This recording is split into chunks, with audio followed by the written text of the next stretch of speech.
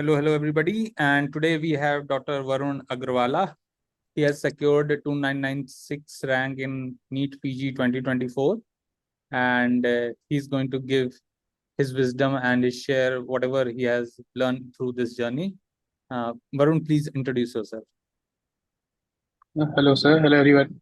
My name is Dr. Barun Agarwala. I'm a student from SCB Medical College, Cuttack, and I'm from 18 batch. This was my first NEET PG attempt, and I scored a rank of 2,996 in this NEET PG. So, what was your rank in INI this year? This INI was my first attempt as well. I scored a rank of 4,332. It was not as far as I was expecting, but from that I tried to improve my rank, and this NEET PG I was uh, kind of gotten better a bit, I guess. So you seem to improve a lot between INI and NEET. So what you did that you improved so much? INI में actually मैंने GT में उस वक्त around 150 to 160 correct consistently आ रहे थे। और INI के exam के बाद भी मुझे लगा नहीं था कि मतलब आईएनआई के एग्जाम के टाइम थोड़ा मैं एंग्शियस हो गया था बिकॉज मैं फर्स्ट अटेम्प्ट था। और थोड़े वो लॉजिस्टिक्स का भी इशू था, तो उसके लिए सब कंबाइंड फैक्टर की वजह से so that rank didn't define my calibre. So थोड़ा सा मेरे को उस टाइम डिसहार्टनिंग लगा था। बट उसके बाद फिर वही गैदर किया। आई टुक 2 or 3 days of and gathered my self. फिर वही सेम प्रोसेस कि कुछ नया नहीं, बस उस वक्त वो 3 घंटे मेरे लिए सुटेबल नहीं थे आई गेस, आईने वाले। तो सही है। तो आपकी यूजी लाइफ कैसी थी वहां पर? यूजी लाइफ अच्छी थी। मेजोरिटी सर मैं तो 2018 बैच में मेरा हनीमून ईयर जो होता है सेकंड थर्ड ईयर का, वो तो कोविड में ही निकल गया मेजरली। सो वैसे मतलब उतनी खास हमने नहीं कर पाए हनीमून लाइफ एक्सपीरियंस। बट 2018 में मैंने जब ज्वाइन किया तब फर्स्ट ईयर में थोड़ी बहुत इंट्रोडक्शन तो हुई थी और हेल्दी। सीनियर्स के साथ हेल्दी इंटरेक्शन होती थी। बट वही all in a good sense. फिर उसके बाद हमारे जब 2019 में सेकेंड ईयर में जो गए, उसके एक सेमेस्टर हुआ, सेमेस्टर के बाद ही जस्ट फिर कोविड आ गया था। तो कोविड में शुरू में तो कुछ क्लासेस नहीं हुई थी, उसके बाद धीरे धीरे जूम कॉल में क्लासेस हुई बाकी। उसके बाद हमने जब रिज्यूम किया कॉलेज, तो उस टाइम हमारे second prof and third prof वो विद इन 6 months हो गए थे। तो उसके बाद जब फाइनल ईयर के बाद ही मैंने थोड़ा पढ़ाई शुरू किया कि मतलब अभी नीट पीजी के लिए थोड़ा पढ़ना है, सीरियस होना है। बिकॉज कोविड के अनसर्टेनिटी पीरियड में तो इतनी अच्छी से पढ़ाई हुई नहीं थी। और उसके पहले भी मैंने बस प्रॉफ्स के हिसाब से ही पढ़ाई की थी कि question answer previous year questions वगैरह देख के एंड वही सब टॉपिक्स जो कि हमारे यूनिवर्सिटी एग्जाम्स में आते हैं, उसी टॉपिक्स को फोकस करके ही मैंने मेजर पढ़ाई की थी। फिर फाइनल ईयर से मैंने नीट पीजी फोकस प्रिपरेशन चालू किया, जीटीज वगैरह देने चालू किए। उसके बाद इंटर्नशिप में फिर धीरे धीरे उसी लाइन में फिर बढ़ा था। तो मतलब आप अपनी क्लास में क्या एकदम टॉपर थे कि मीडियोकर, मतलब कैसे थे? नहीं नहीं नहीं, मैं हाँ नहीं, मैं कभी भी टॉपर रैंक में नहीं था। मैं always average to above average ही था। मेरी किसी में ऑनर्स वगैरह नहीं आई थी। और मैं मतलब जब मैं शुरू शुरू में पढ़ाई के लिए मतलब उतना सीरियस नहीं था सेकेंड थर्ड ईयर में। बस मुझे लगता था कि हाँ निकल जाए, एग्जाम्स निकल जाए, बस अपने फ्रेंड्स लोग के साथ बस चिल करते थे। और सब पढ़ाई को लेके उस सेंस में इतना सीरियस नहीं थे उस वक्त। बट वही उसके बाद फिर लेकिन हमने यूजी लाइफ एंजॉय किया है काफी। ट्रिप्स पे गए थे हमारे फाइनल ईयर के पहले, जब सेकेंड प्रॉफ में हम लोग हमारे फ्रेंड ग्रुप सब लोग गए थे। एंड या सीनियर्स लोग के साथ भी अच्छी बॉन्डिंग थी। सो सही है। तो आपने क्या क्या सोर्सेज आपके थे प्रिपरेशन में? सोर्सेज प्राइमरली मैंने बीटीआर इंटर्नशिप में यूज किया था। बिकॉज मतलब शुरू में जब मैंने ज्वाइन किया था तब तो सेरिबेलम का वो कॉन्सेप्ट नहीं था, ऐप नहीं थे। तो उसमें मैंने बस उस टाइम मैरो ही चल रहा था सब जगह, तो मैंने मैरो ही सब्सक्राइब किया था। और मैरो का मैंने ये मेन नोट्स ही देखे थे, मेन वीडियोस ही प्रिपेयर किए थे। और वही मैं, लेकिन मेजरली मैंने वही प्रॉप्स को फोकस करके ही किए थे, लाइक जो टॉपिक्स हमारी यूनिवर्सिटी में बार बार रिपीट होते हैं, जो शॉर्ट नोट लॉन्ग क्वेश्चन, उसी के हिसाब से मैंने प्रिपेयर किए थे। मैंने मेन नोट्स ही देखे थे, बट सारे नहीं देखे थे इन दैट सेंस। तो उसके बाद फिर फाइनल ईयर से मैंने देखा कि यूनिवर्सिटी के बियॉन्ड भी थोड़ा मतलब पढ़ना पड़ेगा, बिकॉज इतने से नहीं होगा। और मैं उस टाइम जस्ट फाइनली जाने के पहले एक जीटी दिया था, उसमें आई थिंक मेरे 103 104 ऐसे कुछ करेक्ट थे। तो वो थोड़ा सा मुझे झटका लगा कि ऐसे इस स्पीड में पढ़ने से तो मिलना मुश्किल है। तो उसके बाद से फिर धीरे धीरे मैंने मैरो के वो मेन वीडियोस सारे देखने शुरू किए, in detail MCQ pattern follow करने लगे। और उसके बाद फिर इंटर्नशिप में मैंने मेनली जब बीटीआर सब्सक्राइब किया, उसके बाद से मुझे लगा कि हाँ, बीटीआर करने से एक सेंस ऑफ कंप्लीशन मिलता है। लाइक 19 सब्जेक्ट्स एक साथ आप देखते हैं, ओवर रिव्यू करते हैं, तो वो आपको थोड़ा कॉन्फिडेंस देता है कि हाँ, मैंने ये टॉपिक पढ़ा हुआ है, एटलीस्ट देखा हुआ है, सुना हुआ है। तो उसके बाद फिर आप क्वेश्चंस करेंगे, क्वेश्चंस के बाद आपको जो पॉइंट्स इनपुट्स मिलेंगे वो फिर आप बीटीआर में ऐड करते जाएंगे, तो उसी से आपके नोट्स और कंसोलिडेट होंगे। और वैसे प्रिपेयर करने से आई गेस रिजल्ट्स मिलने हैं। लाइक ऐसे नहीं कि, लाइक मेरे को लगता है कि मैं अगर कर सकता हूँ तो कर ही लेंगे, बिकॉज मैं खुद को ऐसे बहुत सुपर इंटेलिजेंट नहीं मानता। मतलब अगर मैं कर सकता हूँ तो आई गेस सभी कर सकते हैं। तो हाँ सही बात है। तो आपने जो मैरो से पढ़ा था, तो मैरो का पढ़ा हुआ आपने फिर उसको कुछ बीटीआर में ट्रांसफर किया था कि नहीं, वो हाँ मैरो जी। वहीं का वहीं छोड़ दिया, कबर्ड में बंद है? नहीं, वैसे नहीं होता, सब कनेक्टेड होते हैं ना सर। तो क्योंकि ना मैरो जो भी है, मेन नोट्स की कोई सब्स्टिट्यूशन नहीं है आपके। बीटीआर हो जाए आप, या फिर डीवीटी ले लें, कोई भी शॉर्ट कोर्स ले लें, शॉर्ट कोर्स तभी काम देगा जब आप एक बार मेन टॉपिक्स पढ़े होंगे।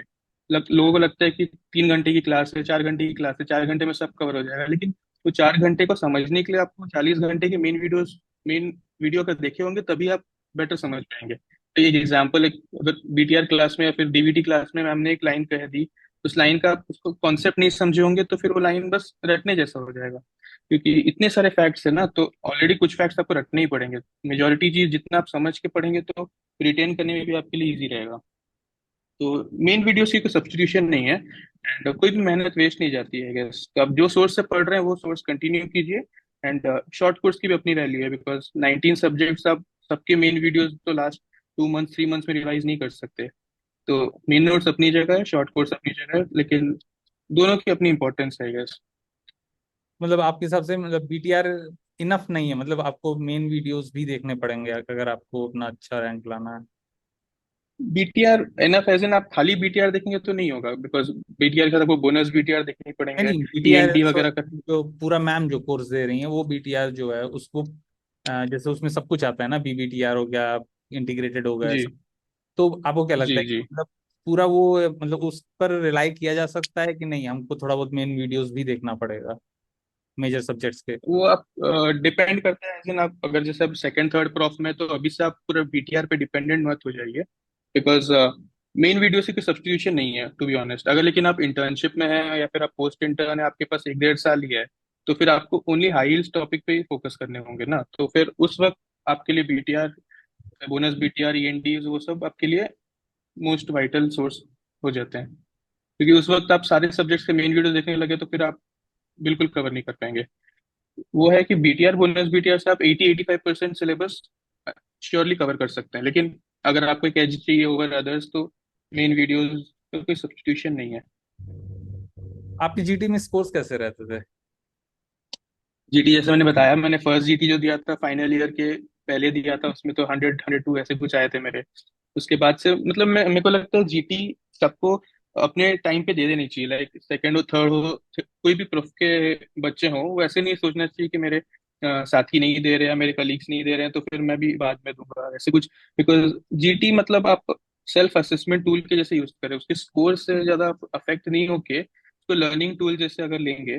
कि जैसे मेरे फाइनल ईयर में फिर मैं हर मंथ आई गेस एक जीटी देता था इन फाइनल ईयर। और उसके बाद इंटर्नशिप में मैंने थोड़ा फ्रीक्वेंसी को इंक्रीज किया। इनिशियली मेरे तो मेडिसिन ड्यूटीज थे, सर्जरी ड्यूटीज थे, और कैजुअलिटी पोस्टिंग थी, तो उसमें ज़्यादा टाइम नहीं मिलता था। तो उन दौरान मैं पूरा जीटी नहीं देके custom modules 40 questions 20 questions like duty hours के बीच में जितना हो सके एमसीक्यू प्रैक्टिस का टच आपके पास रहना चाहिए। तो और उसके बाद फिर जब मेरा पीएसएम पोस्टिंग वगैरह शुरू हुआ, थोड़ा टाइम मिला पढ़ने के लिए, तब मैंने थोड़ा जीटी के फ्रीक्वेंसी बढ़ाए, हर हफ्ते एक एक दे रहा था। एंड थोड़ा एग्जाम के पास आते आते थोड़ा और इंक्रीज किया।